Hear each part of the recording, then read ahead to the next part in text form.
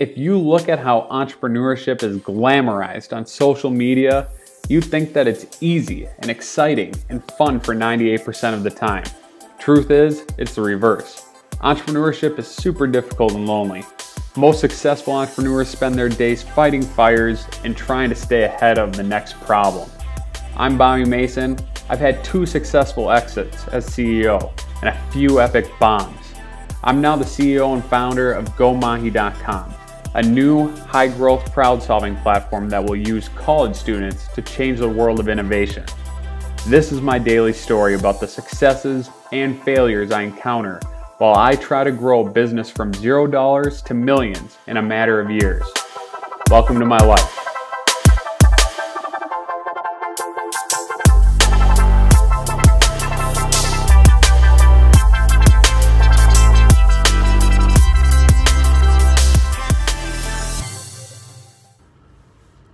Hi everybody, I'm pretty pumped about tonight's podcast or vlog, personal one that we got going on. Quick update though on where our company is at, because I still think that'd be real valuable. It could be real valuable someday if our company ever becomes big and it's worth listening to. We made some decent progress in the sense that we have some great podcasts lined up for all of you guys. Super pumped about that. We got a couple of billionaires coming on the show. It's going to be sweet. Hope you guys learn a ton from that.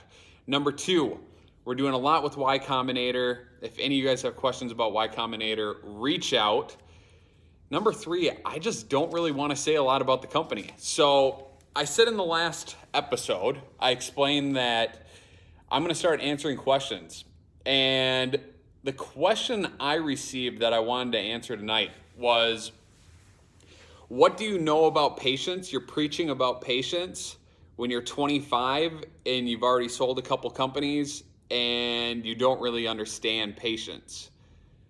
That was the comment. That it was kind of a question, but then it was followed up with the fact that I didn't understand patience. So I just wanted to answer very honestly by saying it may look like I received things early. I mean, I am 25. Yes, I did get lucky and sold a couple of companies. Actually, that's not true. It wasn't luck. I put in a lot of work. I started my first company in 8th grade. Summers, I spent all summer working on my companies in between school because it was a blast. It was my favorite thing to do. It was my highlight. It was just a real joy. And going into college, just because I started 6, 7 companies, 8 companies, I can't remember, and a couple of them worked, just because a couple of the companies worked and I was able to sell them, that doesn't mean it came quickly. I failed epically at multiple companies. At one point, I raised $4 million and had it in my bank account, and I failed so epically that I had to give it all back. So the idea that a lot of people in business just have things handed to them, and I wonder if, I wonder if Shanna's on here right now. But now I don't know if I should call her Shauna or Shanna, because I just learned that I was saying her name wrong. But if she is on here, she just posted an amazing post about how she's been working hard since 21 and she grinds every day and it's a struggle every day. And you have to respect that, because the reason I understand patience is because all of this, it's nothing. I've been working on one single startup for 2.5 years. 2.5 years of my life. That means I started at the age of 22 and I am now 25. And we still have not launched this startup. That means for 2.5 years, I have been pouring money into a concept.